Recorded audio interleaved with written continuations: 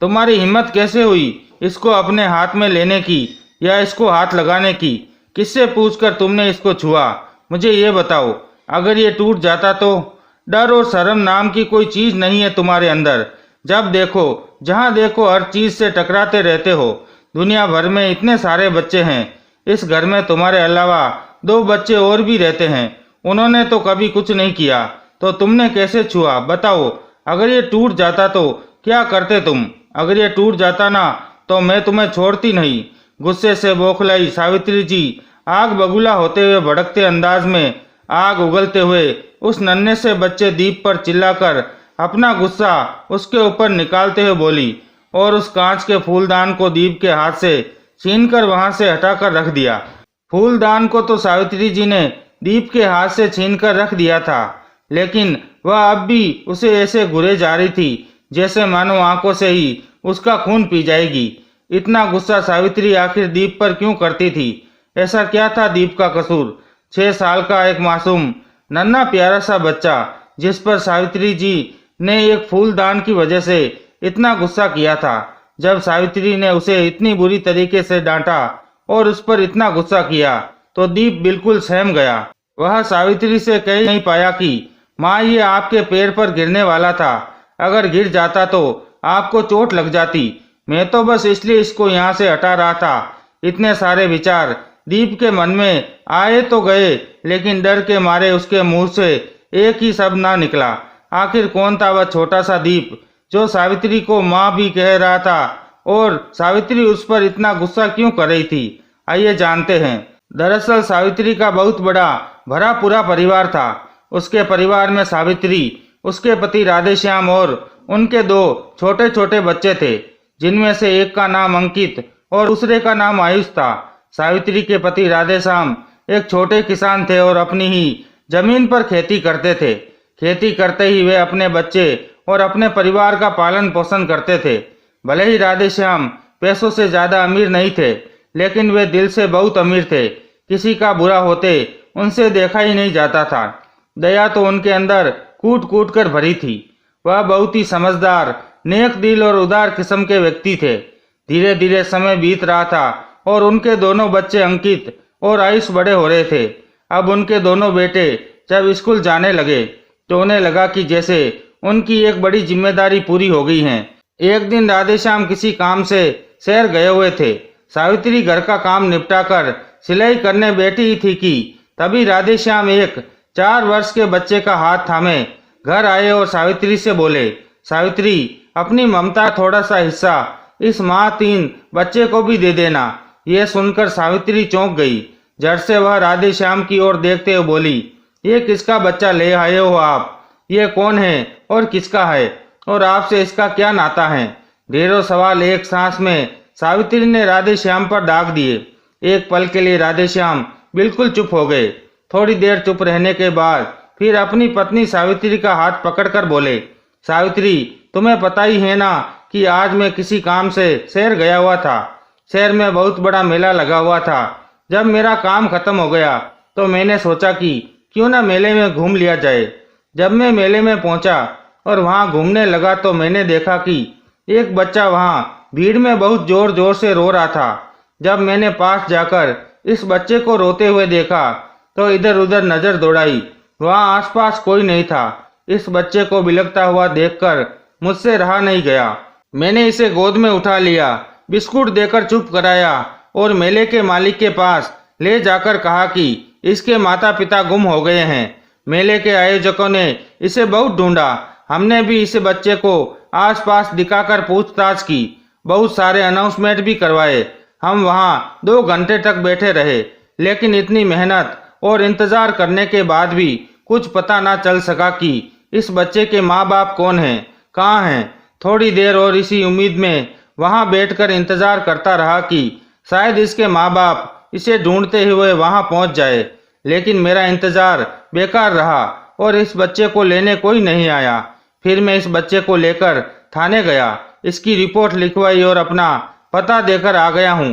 तुम बस 2 दिन से संभाल लो, फिर इसके माँ बाप आ ही जाएंगे। अब सावित्री जी क्या करती?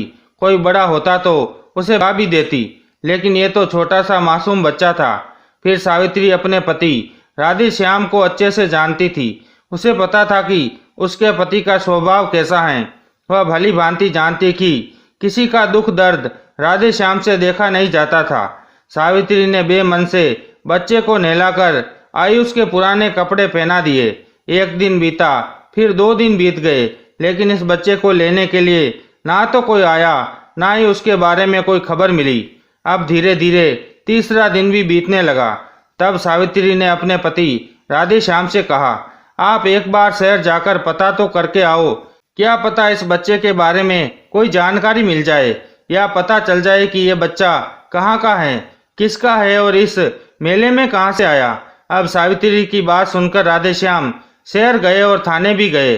तब पुलिस ने कहा कि अभी तक कोई सुराग नहीं मिला है, जैसे ही कोई जानकारी मिलेगी हम आपको सूचित कर देंगे। धीरे धीरे 2-4 दिन और बीत गए। फिर से सावित्री ने राधेश्याम को थाने जाकर पता करने को कहा। इस बार जब राधेश्याम थाने पहुंचे तो पुलिस ने कहा, इस बच्चे को लेने कोई नहीं आया। अब बस एक ही उपाय है, क्योंकि बच्चा बहुत छोटा है, अब तुम ही इसके पिता बन जाओ। अब सच तो ये था कि इन कुछ दिनों में राधेश्याम को इस बच्चे से लगाव हो गया था। बस अब सावित्री और राधेश्याम कर भी क्या सकते थे। राधेश्याम ने पुलिस की बात मान ली और इस तीसरे बच्चे का नाम दीप रखकर उसे अपने सबसे छोटे बेटा मान लिया। लेकिन सावित्री उसे कभी भी अपना बेटा ना मान सकी। दीप उसे फूटी आंख नहीं सुहाता था। जब देखो तब अपने दोनों बच्चों से उसे नीचे ही रखती थी और उसका कोई खास ध्यान भी नहीं रखती थी। कोई बात होती या ना होती, वह हमेशा दीप को डांट देती थी, बात बात पर झिड़कती थी, लेकिन दीप उसकी डांट खाकर कुछ नहीं कहता था। वह बस चुपचाप सावित्री की डांट सुनता रहता था, क्योंकि वह तो सावित्री को पूरी तरह अपनी मां मान चुका था। अब धीरे धीरे सावित्री और राधेश्याम के दोनों बेटे अंकित और आयुष बड़े हो गए थे। उन्होंने इंटर की परीक्षा भी पास कर ली थी और अब कॉलेज की पढ़ाई के लिए शहर चले गए थे। लेकिन जब दीप की पढ़ाई की बारी आई तो सावित्री ने अपने पति से साफ साफ कह दिया, मेरे पास इतना पैसा नहीं है कि मैं औरों पर बर्बाद करूं, समझ रहे हो ना आप, इसलिए आपको दूसरे पर पैसा बर्बाद नहीं करना है। राधेश्याम शांत स्वभाव के व्यक्ति थे, इसलिए उन्होंने अपनी पत्नी से बहस करना उचित नहीं समझा।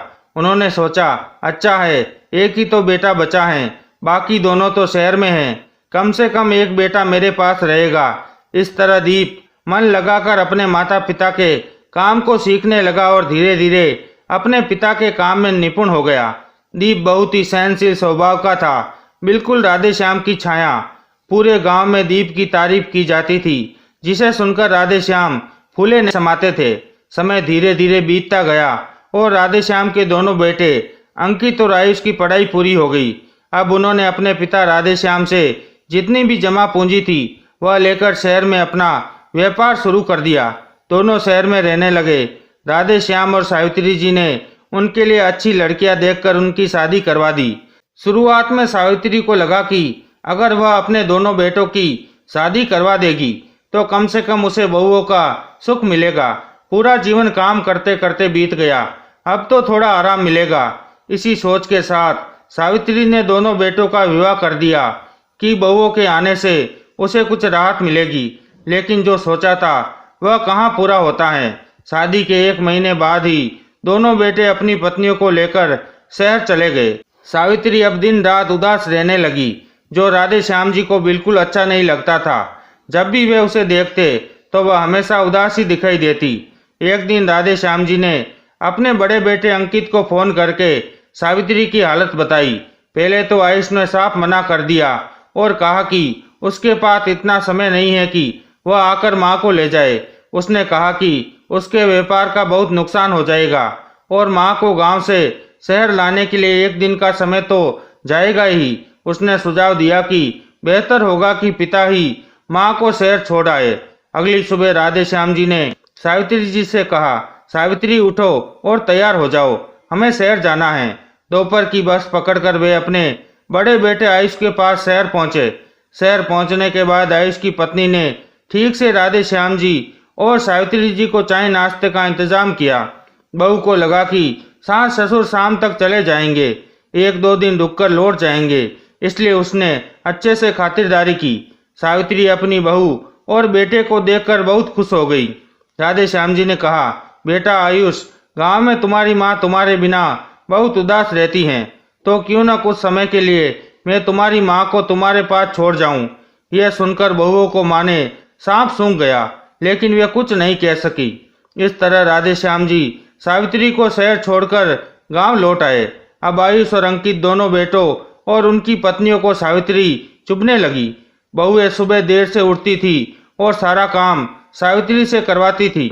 शुरू में तो सावित्री बड़े चाव से घर का काम करती थी, ये सोचकर कि बहुएं बेचारी सारा काम खुद ही करती हैं, मेरे आने से उन्हें सहारा मिल जाएगा।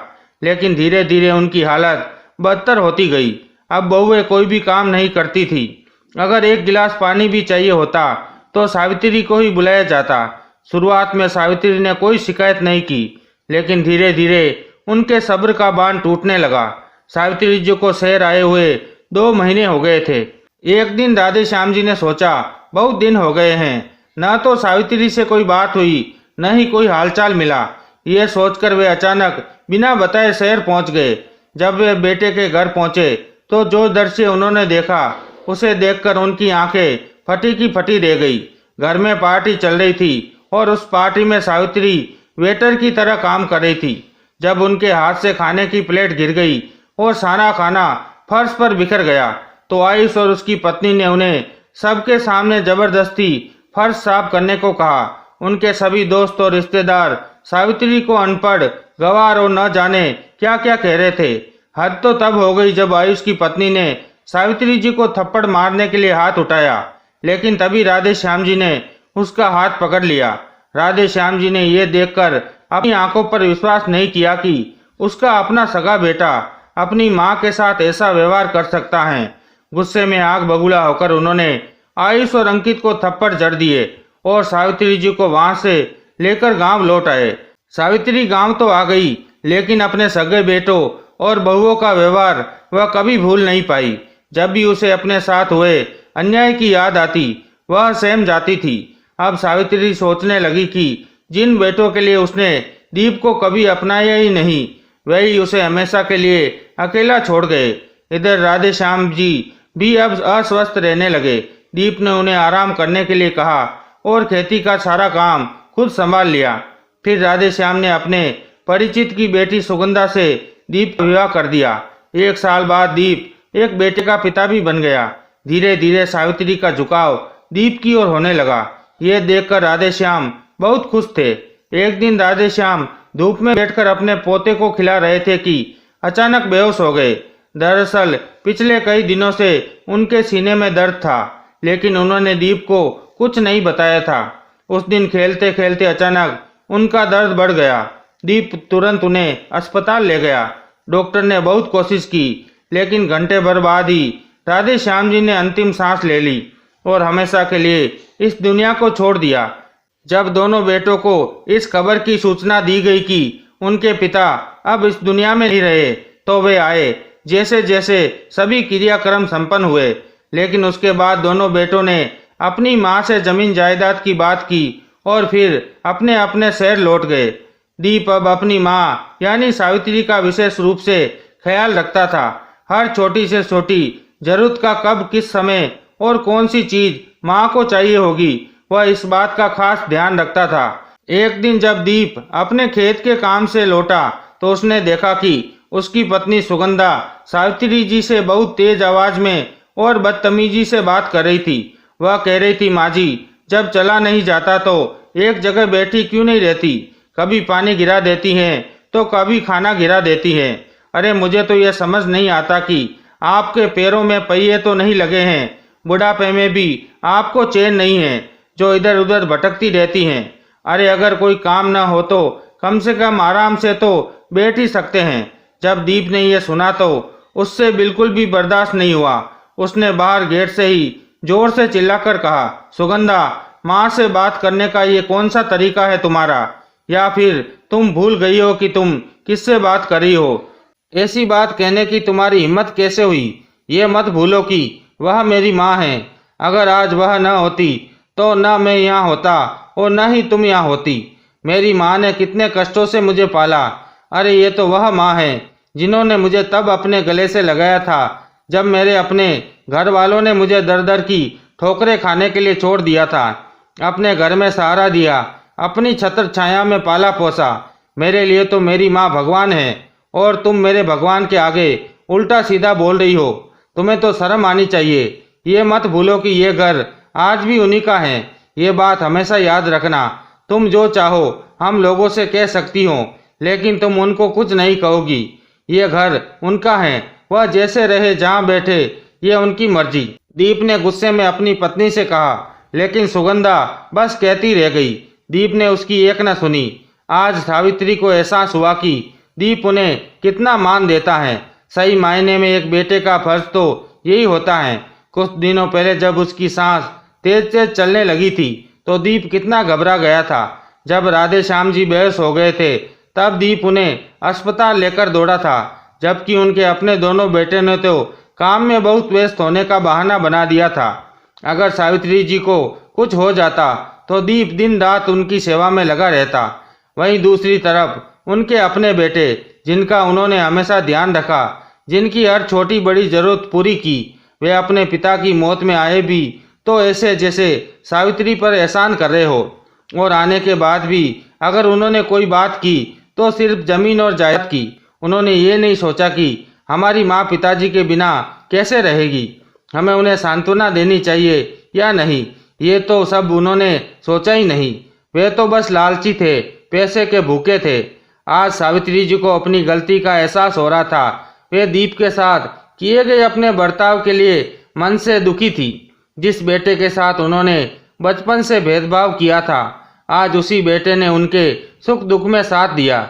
यही सोच सोचकर सावित्री जी शर्म के मारे गड़ी जा रही थी। एक दिन सावित्री जी के दोनों बेटे अंकित और आयुष गांव आए। वे सावित्री जी से कहने लगे, माँ दीप को इस घर में लाने वाला तो चला गया, अब आप उसे भी घर से जाने के लिए कह दीजिए। पता नहीं बचपन में बाबा इसे कहाँ से उठा लाए थे। कौन है कौन नहीं, किसका है किसका नहीं, हमें इसका क्या पता। पराया है पराया ही रहेगा, और माँ वैसे भी पराया का क्या भरोसा। किसी दिन सब लेकर चंपत हो गया तो हम लोग क्या करेंगे। उन दोनों को लगा कि सावित्री उनकी बातों में आ जाएगी और उनके कहे अनुसार ही बात करेगी। थोड़ी देर तक सावित्री अपने बेटों की बातें सुनती रही, फिर एकदम से गुस्से में तमतमाकर बोली, चुप रहो अंकित। सावित्री जी अपने बेटों पर जोर से चिल्लाई, अरे नालायको, एक बात बताओ, ऐसा सोचने की तुम्हारी हिम्मत कैसे हुई। दीप मेरा बेटा है, कैसे कह दिया तुमने इसके बारे में इतना सब कुछ। तुम्हें शर्म नहीं आई। दीप तुम्हारा छोटा भाई है, अगर उसका सम्मान नहीं कर सकते तो तुम्हें यहाँ आने की आवश्यकता नहीं है, समझे तुम दोनों। अब तुम लोग यहाँ से जा सकते हो। लेकिन माँ मेरा मतलब था। अंकित और आयुष की आवाज़ लड़खड़ाने लगी। लेकिन आज सावित्री जी का ऐसा रूप देखकर दीप दंग रह गया। बचपन से जिसे वह माँ कहता आया था, जिसे देवी मानकर पूजा करता आया था, आज उसके दिल में अपने लिए ममता और स्नेह देखकर खुशी से उसकी आंखें छल छला उठी। पहली बार उसने अपनी माँ को अपने हृदय से अपनाते देखा। आज सावित्री जी को इस बात की खुशी थी कि देर से ही सही, पर उन्होंने सही फैसला लिया। उन्होंने अपने दोनों बेटों को अपनी जायदाद से बेदखल कर दिया और सारी जायदाद दीप के नाम कर दी। अब अपने गांव में दीप अपनी पत्नी, अपने बेटे और अपनी माँ के साथ खुशी खुशी रहने लगा, और सावित्री भी दीप के साथ खुशी खुशी अपना जीवन व्यतीत करने लगी। तो दोस्तों, ये थी हमारी आज की कहानी। आज की कहानी आपको कैसी लगी कमेंट बॉक्स में ज़रूर बताएं। वीडियो अच्छी लगी हो तो लाइक और शेयर करना ना भूलें। चैनल को सब्सक्राइब जरूर कर दें अगर आप इस चैनल पर नए हैं। तो मिलते हैं एक ऐसी ही नई कहानी के साथ एक नई वीडियो में। तब तक के लिए बाय बाय मेरे दोस्तों, अपना ख्याल रखें।